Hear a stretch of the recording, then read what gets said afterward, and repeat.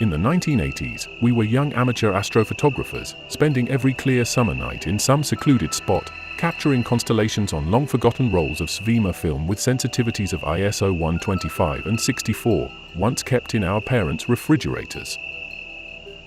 Back then, a satellite passing across the night sky was, if not an extraordinary event, at least a fairly rare one.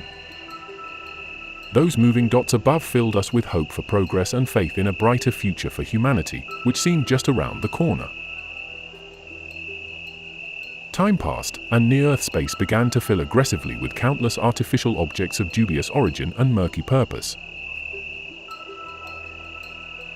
Take Starlink, for example.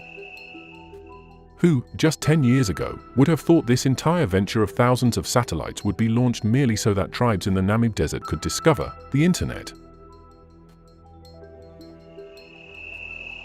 A bit later, say, after the events of 2022, it became clear that almost all of this hardware was dual use, its main purpose governed by contracts with military or intelligence agencies.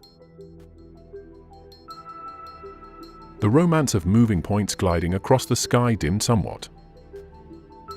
Then along came the Kessler Syndrome and animations of vast swarms of satellites hanging in different orbits around Earth, stirring real anxiety. What if we're already near the critical mass where one satellite shatters into debris, that debris hits others, spawning more fragments, multiplying in an avalanche until it slices to pieces the painstakingly deployed satellite constellations, even leading to the destruction of the ISS?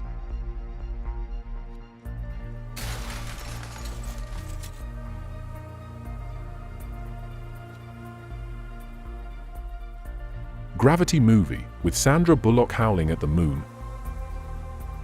Or Wall-E, where the starship has to punch through orbiting junk. Google it. Even the Chinese, slyly and silently crafting their own alternative space station project, with Blackjack and Taikonauts, can't stay out of it.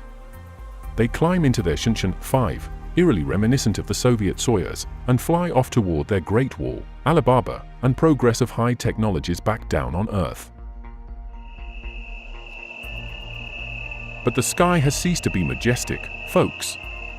The sky has become busy, bustling with errands, many of them not noble or kind, quite the opposite. If you're too lazy or have nowhere to go outside under the stars at night, just open Stellarium. Satellites are everywhere, you practically have to dodge them. The heavens are so cluttered with this hardware that even professional astronomers, with their narrow fields of view, grumble. There are cases when spent rocket boosters spinning in low Earth orbit have been mistaken for quasars and recorded as cosmic-scale flares. No joke, Google it. The sky has ceased to be mysterious. How can you dream of distant worlds and fantastic civilizations when right across your field of view chugs a grimy space tug on a strictly commercial errand? Yesterday they forgot their astronauts in orbit, and two Lev Andropovs, like in Armageddon, Google it, with dazzling smiles and wearing Ushankas with stars and stripes emblems, or whatever passes for a proper Ushanka there, glared in mute fury at the sturdy hull of the ISS, and there was no one on Earth to help them. The sky has ceased to be languid and romantic, friends.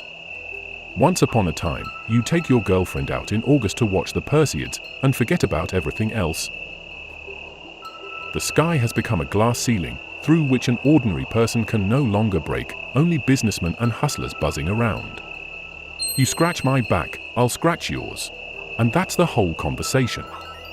When the world of Noon, check the Strugatskys, collides with the worlds of Harry Harrison, you can look him up too. The first inevitably perishes, if not under the barrel of a Space Colt .48, then under the weight of quarterly reports managed by financial controllers chasing potential profit.